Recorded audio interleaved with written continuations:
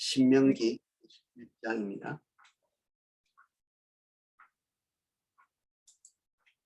신명기 21장 10절부터 14절까지 말씀입니다.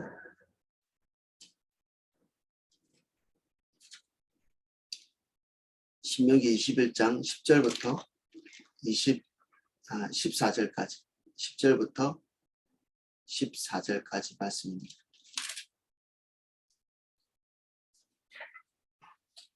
자, 내용을 먼저 읽어보겠습니다. 내가 나가서 적군과 싸울 때에 내 하나님 여호와께서 그들을 내 손에 넘기심으로 내가 그들을 사로잡은 후에 내가 만일 그 포로 중에 아리따운 여자를 보고 그에게 연연하여 아내를 삼고자 하거든 그를 내 집으로 데려갈 것이요 그는 그 머리를 밀고 손톱을 베고 포로의 의복을 벗고 내 집에 살며 그 부모를 위하여 한 달 동안 애곡한 후에 내가 그에게로 들어가서 그의 남편이 되고 그는 내 아내가 될 것이요 그 후에 내가 그를 기뻐하지 아니하거든 그의 마음대로 가게 하고 결코 돈을 받고 팔지 말라. 내가 그를 욕보였은즉 종으로 여기지 말지니라. 아멘. 내용을 살펴보겠습니다. 신명기에 이름 규정이 있다는 것 자체가 좀 충격적이죠. 성경을 잘 안 읽고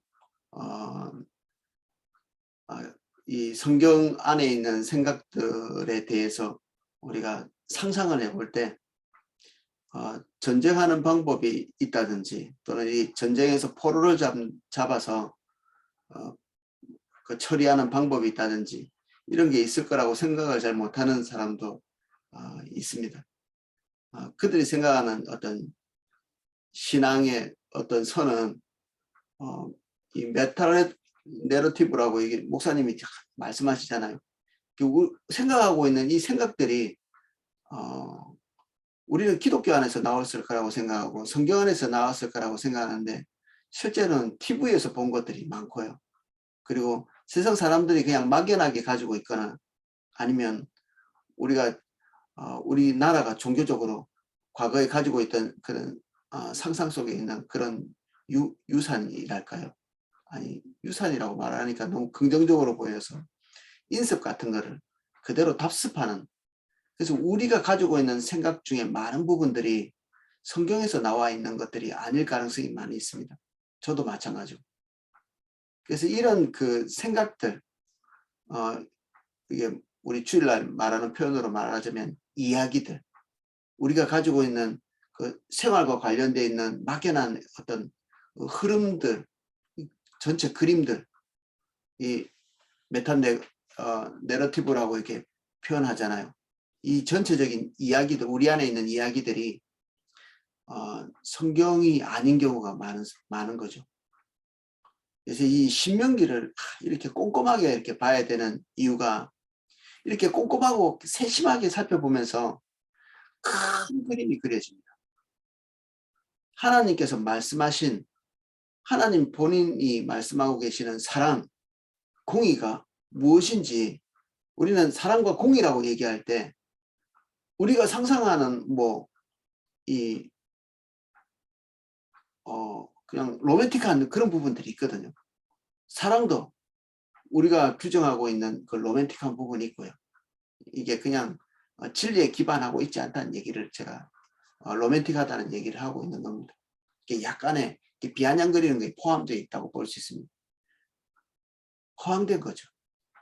사랑도 허황된 개념으로 가지고 있고 공의도 허황된 개념을 우리가 받아들이고 있는 성경에서 도출되지 않은 그냥 세상에서 가져온 공의라는 단어의 개념을 가지고 있고 세상에서 말하고 있는 남녀간의 사랑은 아닐지 모르지만 세상에서 통용되고 있는 사랑의 개념을 가지고 있는 그래서 저는 성경 안에 있는 내용들을 할 수 있다면 처음부터 끝까지 꼼꼼하게 살펴봐서 하나님께서 말씀하시는 말씀이 이 성경 전체 안에서 어떤 의미를 담고 있는지 새롭게 이해해야 될 필요가 있죠. 사랑 공의 하나님은 그러한 분이십니다 라고 얘기할 때 우리는 전혀 다른 상상을 하고 있습니다. 그래서 지금 그 담임 목사님이 이렇게 어렵게 세세하게 하지 말고, 어떤 분은 목사님이 좀 더 공부를 많이 해가지고 함축해서 한마디로 딱 전해 주십시오 이렇게 말하시는 분도 있거든요. 절대 안 되는 일입니다. 왜냐하면 그렇게 함축해서 이 축소된 말을 해봤자 이 받아들인 이 내용 자체가 처음에 전달하려고 했던 내용이 전혀 아닌 경우가 많거든요.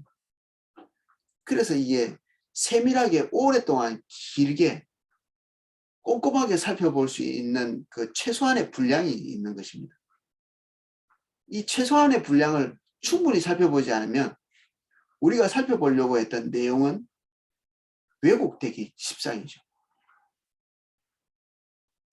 사랑이란 단어 하나만 해도 우리는 고린도전서 13장에 나오는 그런 사랑의 개념으로 이해하는데 굉장히 어려움을 겪거든요. 세상에서 이런 사랑의 개념을 얘기할 때 아마 1000명, 10,000명을 조사해도 고린도전서 13장에 대해서 이야기하지 않을 겁니다. 사실은 고린도전서 13장도 사랑의 온전한 개념을 다 담고 있다고 보기 어렵습니다. 고린도전서 13장을 읽고 하나님께서 말씀하시는 하나님의 본질인 사랑에 대해서 우리가 충분히 이해했다 이렇게 말하기는 대단히 어려운데, 왜냐하면 그 고린도전서 13장의 개념을 가지고 구약 성경을 읽을 때 하나님의 사랑이 납득이 잘 안 되는 경우가 있습니다. 그래서 이 사랑이 담고 있는 굉장히 넓은 의미들을 성경 전체 안에서 우리가 뽑아내서 가져오지 않으면 파편적인 이해밖에 할 수 없죠. 사실 더 깊이 들어가자면 성경에서 우리가 굉장히 많은 부분을 가져왔다고 할지라도 성경이 하나님은 아니거든요. 그러니까 하나님 안에서 우리가 완전히 새롭게 되어서 배우지 않으면 궁극적으로는 성경을 이해하는데도 어려움을 겪게 되죠. 주님과의 실제적인 관계 안에서 주님 그분, 인격체이신 그분과의 교류가 없이, 성령의 도우심이 없이 성경 안에 있는 내용을 분석해서 하나님의 사랑에 대해서 우리가 개념을 정확하게 가져온다는 것은 불가한 일이죠. 그래서 모든 것이 간단하게 처리가 되지 않고, 이게 함축해서 처리가 되지 않고 짧은 시간 내에 그리고 손쉽게 우리가 수용되기가 굉장히 어려운 것입니다. 우리가 가지고 있는 생각을 턱하니 마음 놓고 우리의 생각에 턱 하고 이렇게 기댈 수가 없죠. 우리의 생각은 그렇게 신뢰할 만한 기반을 갖고 있지 못하거든요. 그래서 내 생각을 믿을 수 있는 것은, 믿는다는 것은 굉장히 위험한 일이기도 합니다. 내 생각을 믿는다는 것이. 그래서 매일 하나님 앞에 서는 큐티의 습관들, 이런 것들은 주님을 따라가기 위한 최소한의 장치라고도 볼 수 있습니다. 내 생각이 매일 아침 특정한 시간에 교정이 되어가는 거죠. 이 큐티라는 개념을 다르게 이해할 수 있을 것 같은데 사실 이게 중요한 거죠. 우리의 생각을 믿지 않기 때문에. 대부분 우리가 알고 있는 내용이라고 생각할지 모르겠는데 하나님께서 우리에게 말씀하시는 그 방향성을 가지고 이해하지 않으면 우리가 가지고 있는 종교적인 개념 자체가 왜곡되어 있을 가능성이 많죠. 그래서 바리새인 같이 그 내 부모를 공경하라는 이 개념을, 하나님을 사랑하는 그 개념이 더 우선순위이기 때문에 부모를 공경하지 않아도 된다라고 얘기하는 이런 규정들이 산출될 가능성이 있는 것입니다. 예수님은 이걸 혹독하게 비판하고 계시거든요. 고르반하고 있구나, 고르반. 너희들이 하나님의 계명을 가지고 또 다른 계명을 무시하는, 그들이 성경에 대해서 나름대로 깊이 있게 이해했다고 생각하고 도출해낸 어떤 규정들이지만 그 규정들이 그들 상상 속에 있는 것이었죠. 좀 안타깝게도 그들이 알고 있는 그 지식이 그들 마음속에 있는 탐욕의 영향을 받아서 그런 규정, 고로반 같은 것들을 만들어낸 거죠. 그래서 우리의 종교적 개념들, 우리가 가지고 지금 현재 우리가 가지고 있는 종교적 개념들은 대단히 왜곡되기 쉽습니다. 그리고 우리가 이미 가지고 있는 것 중에 왜곡되어 있는 것이 많고요. 그래서 다 아는데 뭐하러 말씀하십니까? 이렇게 하는 것은 너무 위험한 일이죠. 다 알지 못합니다, 우리.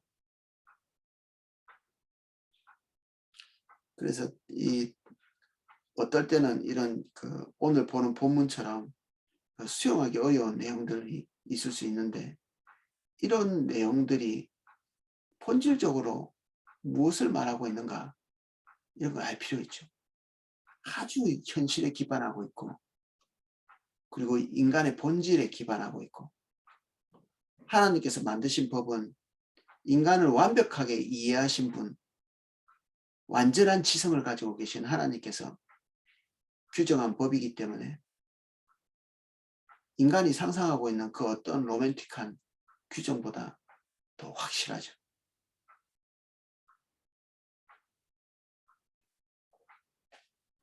내가 나가서 적군과 싸울 때에 내 하나님 여호와께서 그들을 내 손에 넘기심으로 내가 그들을 사로잡은 후에 적군과 싸울 때 우리는 전쟁하는 방법에 대해서 입장에서 보고 넘어왔습니다. 그럴 때 하나님께서 승리를 그들에게 주실 경우에 그들을 포로로 삼을 수 있다. 이런 규정이죠. 근데 가나안에서의 전쟁은 포로가 불가능합니다.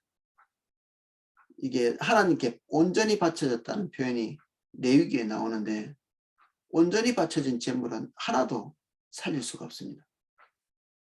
완전히 죽이고 그거 제사 드려야 되는 거죠. 사람의 소유로 속할 수가 없습니다.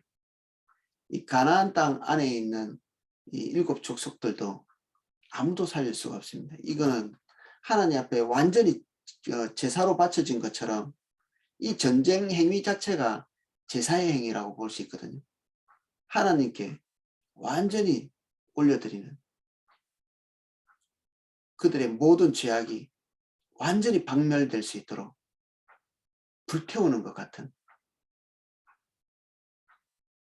불태워서 완전히 죄로 만드는 이런 그 제사의 한 부분처럼 가나안은 완전히 불태워서 사라지도록 만드는, 조금의 죄악의 흔적도 없이.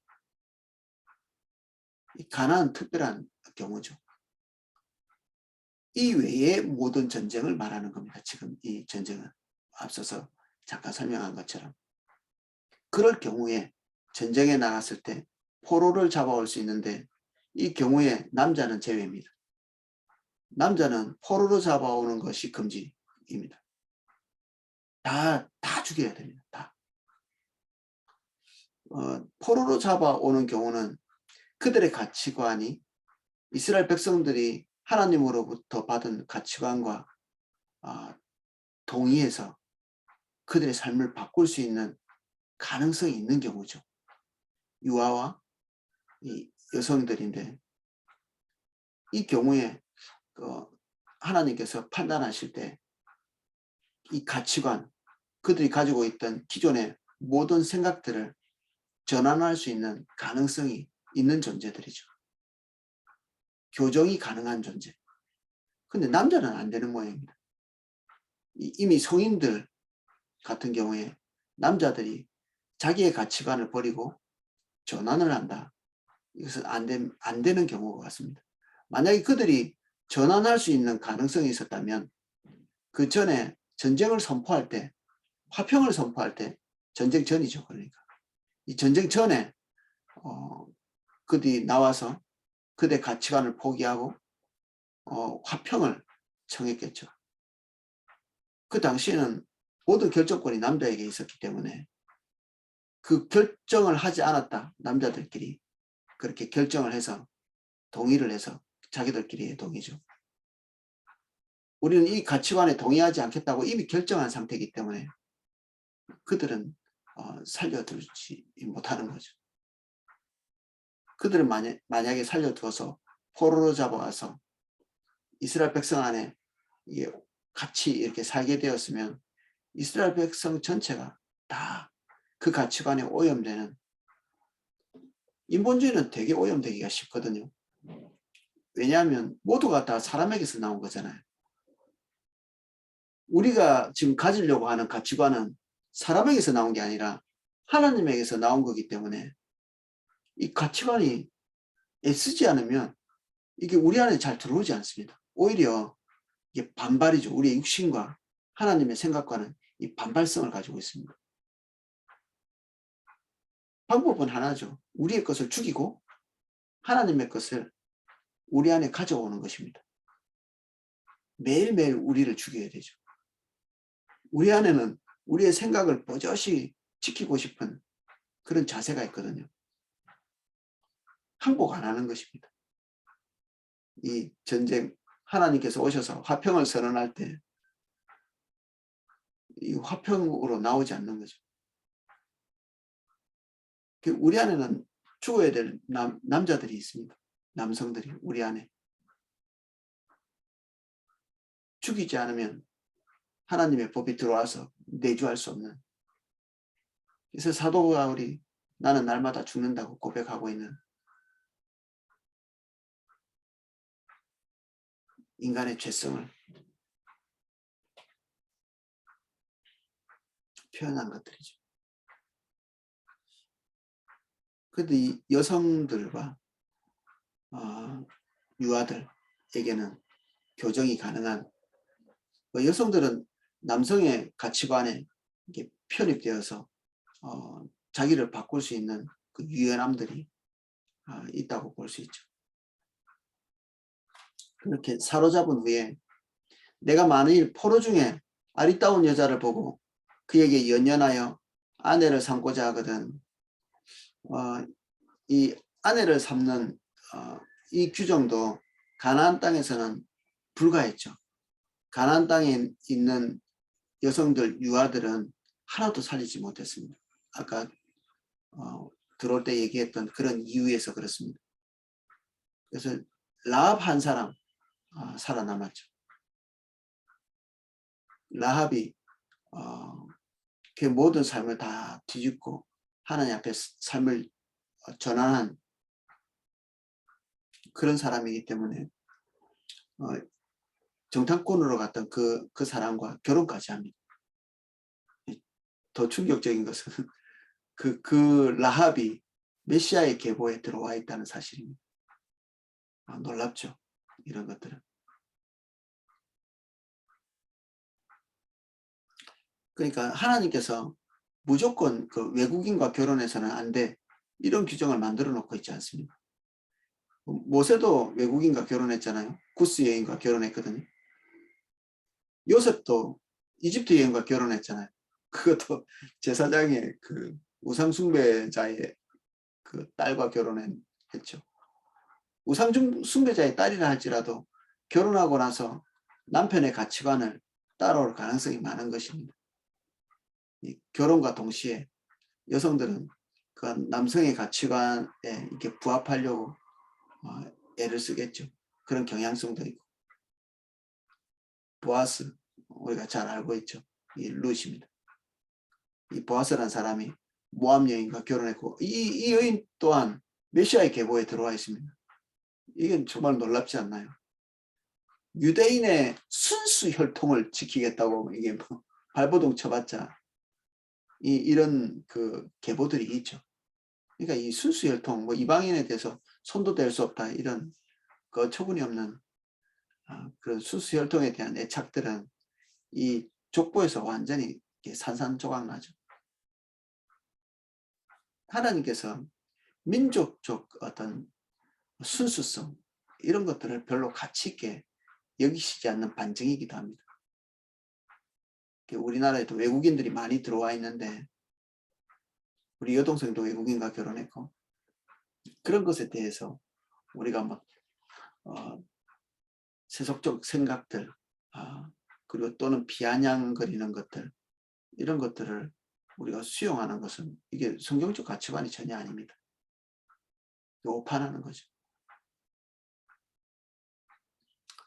이 포로 중에서 어떤 남자가 이 전쟁 중에 전쟁이 끝나고 난 다음에 어떤 여자를 볼 때 곱게 보이는 거죠.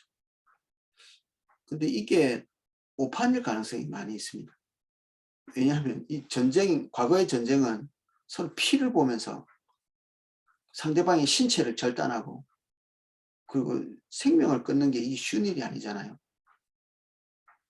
이게 인간 안에서 나오는 완전 프로그레스 남성 호르몬이 그냥 극대화된 그런 상태가 되겠죠.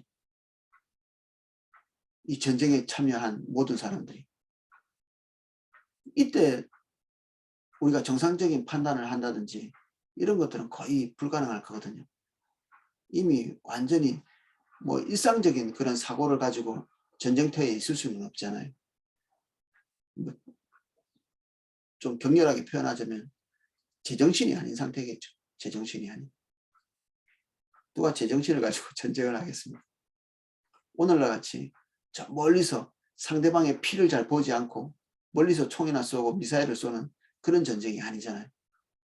서로 몸과 몸이 부딪혀서 상대방을 이렇게 죽여야 되는 그런 전쟁을 하고 있던 그런 시대이기 때문에 그런 전쟁이 다 끝난 다음에도 다시 이렇게 온전한 생각 상태로 돌아오기는 쉽지 않겠죠. 그때 보는 여자 누구든지 다 이쁘게 보일 것 같아요. 이제 남자 입장에서 보는 겁니다. 누구든지 간에. 그러니까 강간 사건들이 많이 일어나는 것입니다. 전쟁 통해. 지금 이 우크라이나 이 전쟁에서도 강간 사건들 그리고 학살들 우리가 상상할 수 없는 것들이 일어나잖아요. 근데 이게 남의 나라 얘기가 아니라 인간상을 지금 보고 계시는 겁니다. 인간상. 어떻게 그렇게 나쁜 놈이 있나? 아니, 인간이 그렇다고. 인간이 특정한 상태에 들어가니까 이런 결단을 하고 이런 생각을 하고 이런 것을 행동에 옮기는구나. 이렇게 보셔야 됩니다. 전쟁이라고 하는 것은 보호할 필요가 없고 다른 그 외적인 어떤 통제 수단이 전혀 없어지는 그런 상태거든요. 거기에서 인간이 어떤 행동을 하는가 지금 우크라이나에서 보고 계십니다. 죽일 수 있다면 죽이고 강간할 수 있다면 강간하고 훔칠 수 있다면 훔치고 이게 인간이 통제되지 않은 상황에서 하게 되는 그런 일이죠. 그런 상태에서 포로로 잡혀온 여성을 볼 때 정상적인 판단으로 아내를 삼는다. 하나님께서 말씀하신 것은 아내를 삼고자 그 육신적인 정욕으로 그를 육신적인 어떤 본능을 채우는 그런 존재로 지금 보는 것 자체를 허용하시지 않죠. 지금 아내를 삼는 것에 대해서 말하고 있는 것입니다. 외국인 그 전쟁에서 끌려온 이 포로의 인권에 대해서 그 잡아와서 이 포로나 노예로 삼는 것이 아니라 노예를 할지라도 레위기에 보면 노예를 데려와 가지고 아내를 삼는다. 같이 잠자리를 같이 한다. 또는 아들에게 줘서 잠자리를 함께 한다. 이렇게 할 때 그는 딸같이 된다. 그리고 아내와 같이 되고 이게 동급이라 이제는 신분상의 차이가 없게 됩니다. 그래서 이제는 포로가 아니고 데려와서 아내를 삼는 순간 포로도 아니고 노예도 아니고 완전히 이렇게 수평적인 존재가 되는 거죠. 그래서 아내를 삼고자 하거든. 데려와서 아내를 금방 삼을 수 없습니다. 하나님께서 거치게 한 과정들이 있습니다. 그를 내 집으로 데려갈 것이요. 지금 밖에서 눈이 뒤집어진 상태에서 그 안에서 어떤 성적인 행위를 하지 않고 자기가 살고 있는 집에 데려오는 거죠. 그게 누가 있나요? 자기 어머니, 아버지, 그리고 가족들 다 있겠죠, 거기에. 그들에게 데려오는 것은 이젠 동물적으로 뭔가를 할 수는 없겠죠. 이 여성도 이제는 그 가족 안에서, 공동체 안에서 받아들여야 되는 그런 준비가 돼야 되겠죠. 이 집에 데려온다는 거. 그의 머리를 밀고 손톱을 베고, 이것은 그 여인의 입장에서 볼 때는 이 머리를 벤다는 건 정결하게 되는 것입니다. 나시린도 그의 몸을 정결케 하는 동안에 머리를 깎지 못하게 돼 있잖아요. 근데 그 머리가 시체에 이렇게 닿았다든지 하는 이런 그 부정해지는 경우가 있습니다. 이럴 때는 머리를 완전히 삭발을 하고 새롭게 다시 그 나시린의 규정을 지켜야 되는 그런 규정이 있습니다. 하나님 앞에 온전히 바쳐져야 되는데 그렇지 못한 어떤 사건이 발생했을 때 처음부터 다시 머리털을 미는 그런 규정들이 있는 거죠. 제사장 같은 경우에는 그 하나님 앞에 정결 예식을 할 때 몸에 있는 모든 털을 이 삭도로 이렇게 밀게 돼 있습니다. 그래서 머리털, 모발 이런 것들이 삭발되어지는 것은 정결함을 상징하는 그런 부분이 있죠. 그리고 손톱을 벤다. 이것도 고대 사회에서는 머리카락과 손톱은 소중한 부분으로 여겨가지고 잘 베지 않았다고 합니다. 자르지도 않고. 근데 이런 것들을 베면서 그가 이전의 삶들을 내려놓는 거죠. 13절도 마찬가지입니다. 포로의 의복을 벗고 원래 입고 있었던 그 이방인의 옷 더럽혀지고 짓밟히고 뭐 제대로 된 의복이 아니었겠죠. 그 옷을 벗는다. 오늘날에는 옷을 벗는다, 옷을 갈아입는다 이런 개념이 그냥 손쉬운 개념이죠. 근데 과거에는 단벌입니다. 태어날 때부터 죽을 때까지 뭐 단벌은 아니겠지만 입고 있는 옷을 갈아입는다는 개념 자체가 없죠. 이 이스라엘 백성들이 하나님 앞에 서 있을 때 하나님께서 주신 이 규정이 옷을 갈아입고 오라 이렇게 말하시지 않고요. 옷을 빨아입고 오라 이렇게 얘기하거든요. 옷이 한 벌밖에 없는 것입니다. 고대 사회에서는. 그래서 옷을 전당을 옷을 빌렸을 돈을 빌렸을 때 옷을 전당물로 이렇게 잡는 우리로서는 잘 이해가 안 되는 규정들이 이 구약 성경에 있습니다. 이게 자기가 가지고 있는 재산 중에 일부이기 때문에 그렇습니다. 한 벌 옷이. 과거에는 옷 만드는 것이 쉬운 일이 아니었기 때문에 그렇죠. 그래서 전리품 중에 몰래 한 벌 숨겼던 게 이 신할 땅에서 만들었던 그 고급진 옷 한 벌을 숨겼던 그런 사건도 우리가 기억하고 있잖아요. 그런데 이 단 한 벌 있는 옷을 벗는다는 것은 지금까지 나와 함께 했던 그 옷을 벗음으로써 이전의 삶을 청산하는 걸 얘기하는 거죠. 이 여성의 입장에서는 그렇습니다. 그리고 그를 낳아줬던 그 부모가 이미 죽었잖아요. 죽은 부모, 전쟁통을 통해서 이 애곡하는 이 시간을 통해서 정서적인 처리를 하는 거죠. 완전히 있는 것입니다. 이게 가능한 모양입니다. 제가 이런 규정 때문에 여러 자매님들한테 물어봤거든요. 이게 가능할까요? 이게 가능할까요?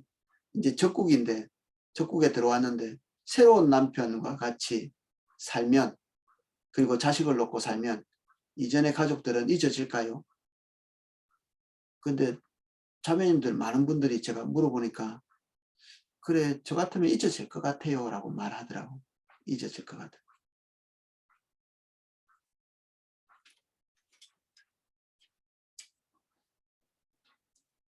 근데 이 남성의 입장에서 여성의 입장에서는 정결 예식이고 새롭게 되는 입장인데 남성의 입장에서 볼 때 지금 어떤 여성을 보고 완전히 정신이 나간 상태에서 그를 지금 그 아내로 삼으려고 전전긍긍하는 그런 시간을 하나님께서 오셔서 안 돼라고 말하시지 않고 예스라고 말하시면서 한 달의 기간 동안에 애곡하는 기간을 두게 합니다.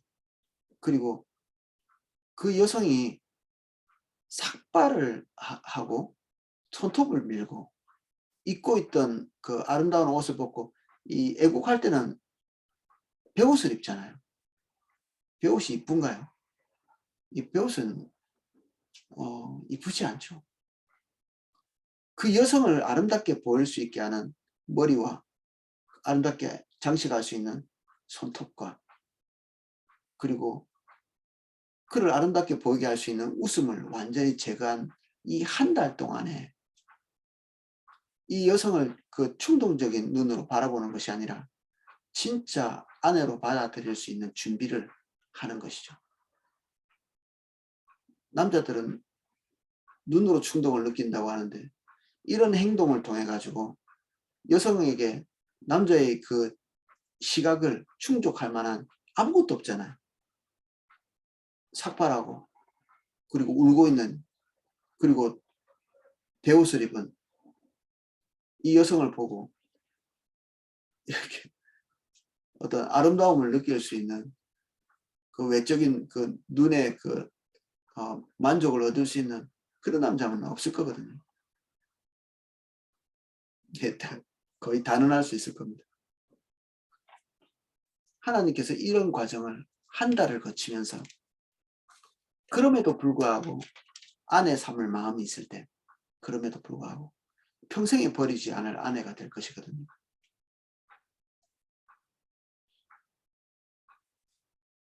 만약에 한 달 애곡하고 난 다음에 그 마음이 없다. 14절. 그 후에 내가 그를 기뻐하지 아니하거든. 그의 마음대로 가게 하고 결코 돈을 받고 팔지 말라. 내가 그를 욕보였은즉 종으로 여기지 말지니라. 한 달이 이렇게 됐는데 그를 기뻐하지 않는다. 그러면 자유의 몸으로 내보내야 되죠. 그를 함부로 취할 수가 없죠. 저는 이게 하나님의 법을 가장 잘 드러내는 거라고 생각합니다. 우리 법 만드는 게 쉽잖아요. 지금 14,000개가 만들어집니다. 14,000개. 1년에. 왜 14,000개가 만들어지느냐? 그때 이게 공로거든요. 이게 그때 전적 권투 선수가 자기가 몇 명 쓰러뜨렸는가 그걸 전적으로 삼듯이 몇 번 싸우고 몇 번 이겼는가. 국회의원들이 자기가 몇 개의 법을 만들었는가 그리고 그걸 관철시켰는가 이게 본인의 훈장이거든요. 그러니까 이 14,000개의 법 중에서 굉장히 많은 퍼센트가 그 단어를 바꾸는 법이에요. 단어를. 우습지 않나요?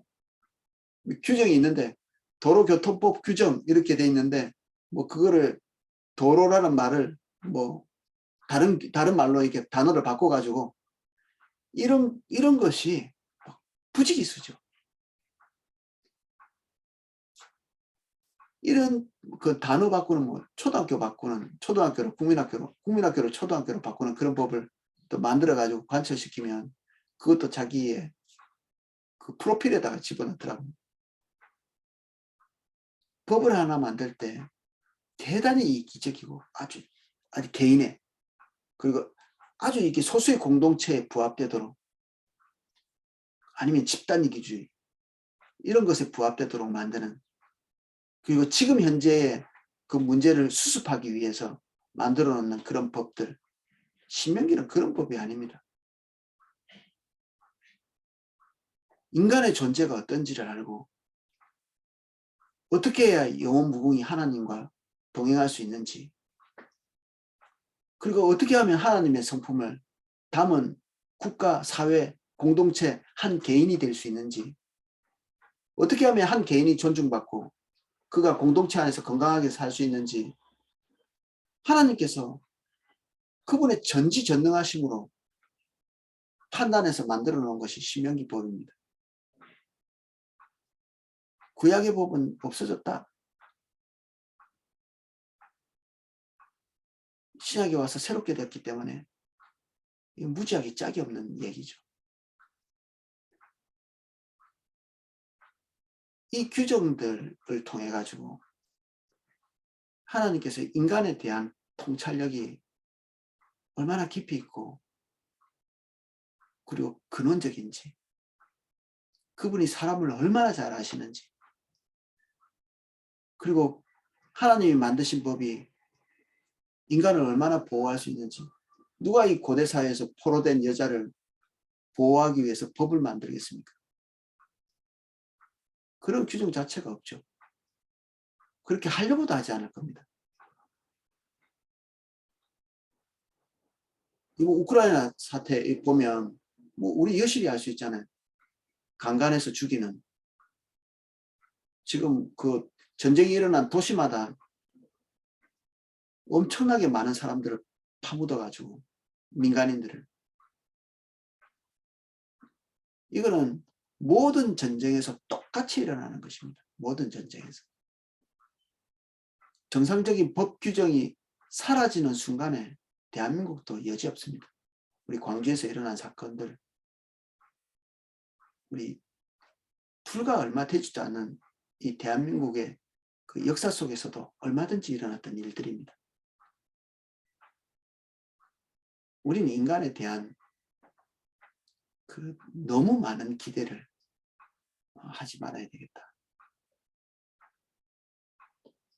그리고 우리가 가지고 있는 생각이 끊임없이 하나님께서 기대하시는 바대로 교정되어야 된다는 사실을 이해하고, 큐티할 때마다 고장난 우리의 생각들이 온전하게 되기를 기대하는 마음으로 서야 되겠죠.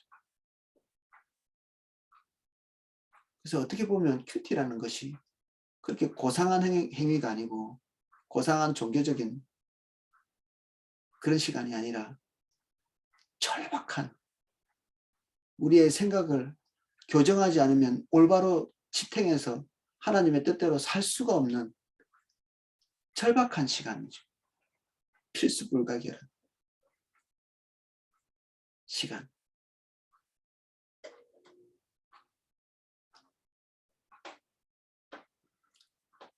이 한 달 동안 이런 과정을 거쳐서 이제 남자는 제정신이 돌아와서 이 여성을 이제 제대로 된 그 본질에 대해서 보게 될 것이고, 이 여성은 이제는 이스라엘의 평범한 공동체의 그런 사람으로 그냥 수용되는 그런 과정을 거치는 것이죠.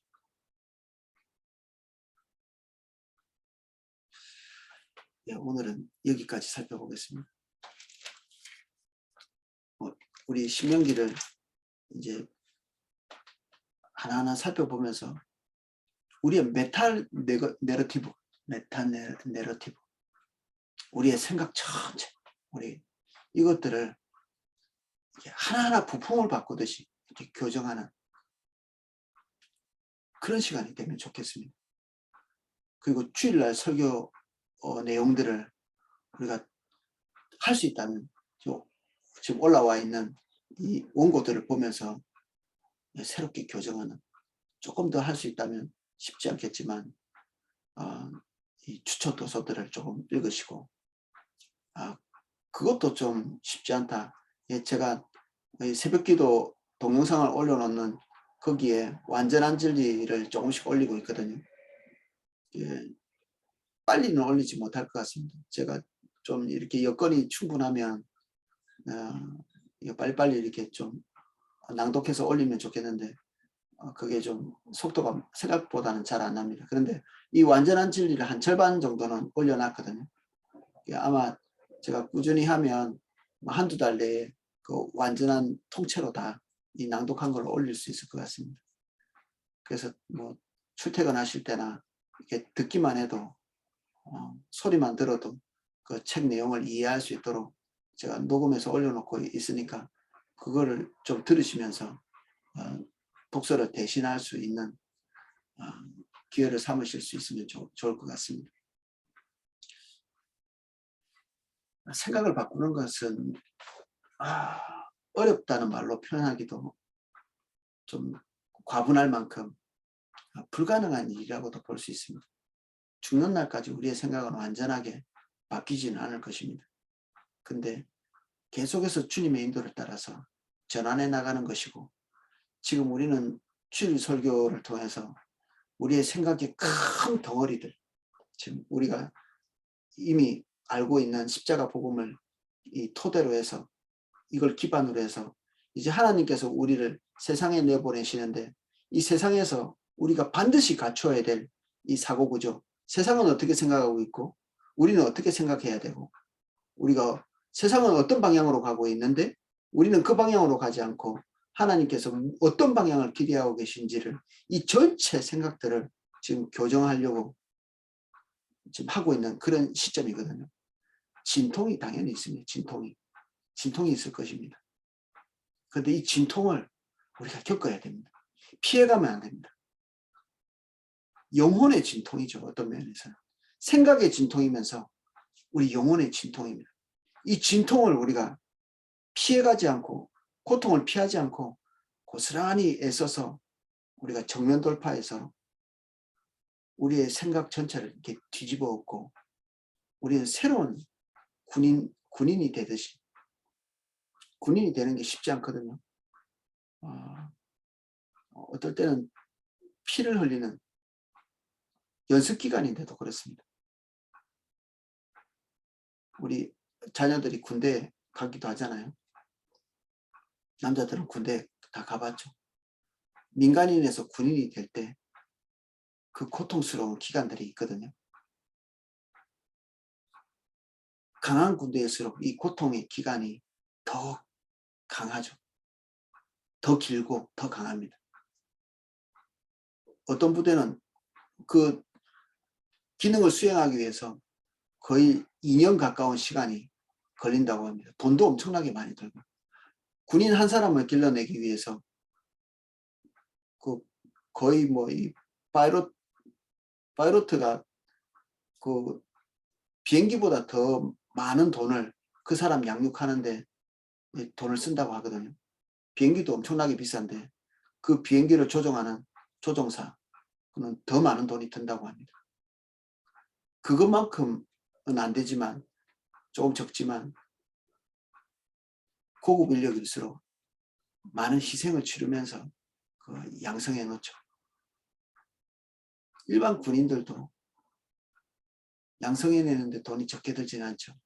굳이 그런 돈을 들이고 그 본인의 희생을 치르면서 해야 되는 이유는, 그 과정을 통해서 체질이 변화되지 않으면 세상에 나가서 하나님의 백성으로 살 수 있는 가능성은 없습니다. 이 신명기를 계속 읽으시면서 이해가 잘 안 돼, 이런 생각도 종종 드시지 않나요? 그만큼 우리가 세속에 있는 사람들하고 거의 비슷한 생각을 하고 살아오고 있었던 겁니다. 우리가 신본주의적인 생각을 가지고 있는 게 아니라 인본주의적인 생각을 가지고 있는 거죠. 사람 중심적인 생각, 매일 공기처럼, 먹는 식사처럼 인본주의적인 사람 중심적인 생각들을 하고 있기 때문에, 수용하고 있기 때문에 우리는 하나님 중심, 신 중심의 생각을 하잖아요.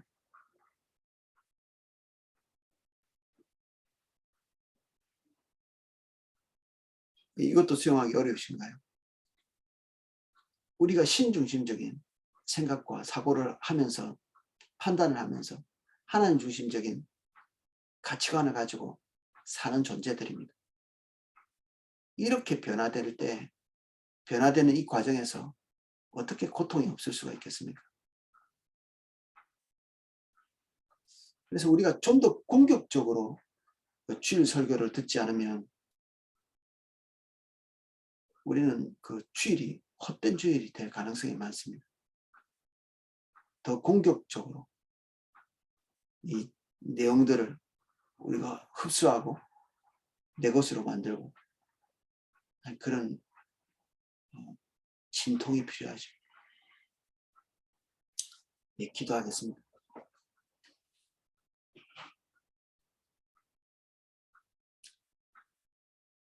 우리가 칼을 들고 전쟁하지는 않지만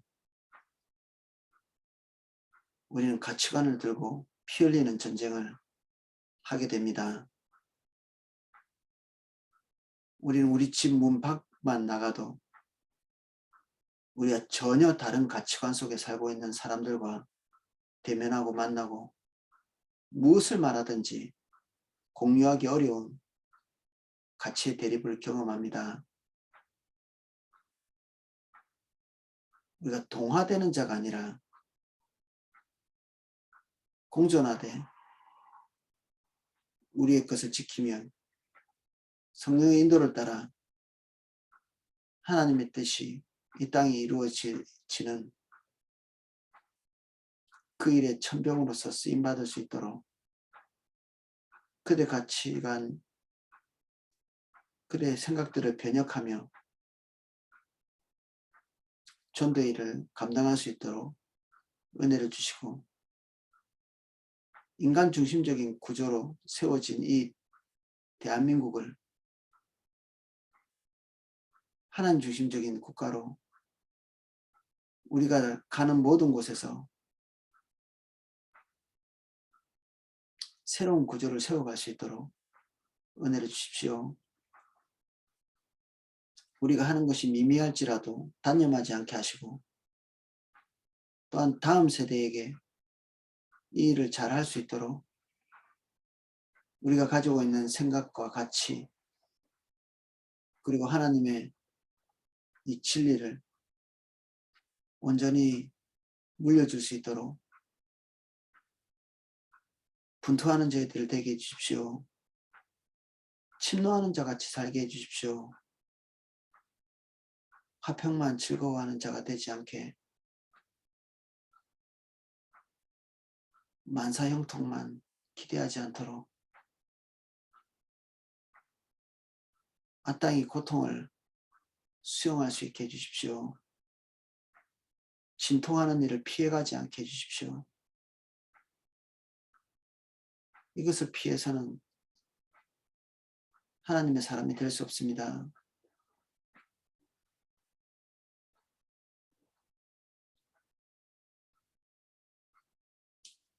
저희들에게 은혜가 필요합니다. 은혜를 기름 부어 주십시오. 예수님 이름으로 기도하였습니다. 아멘.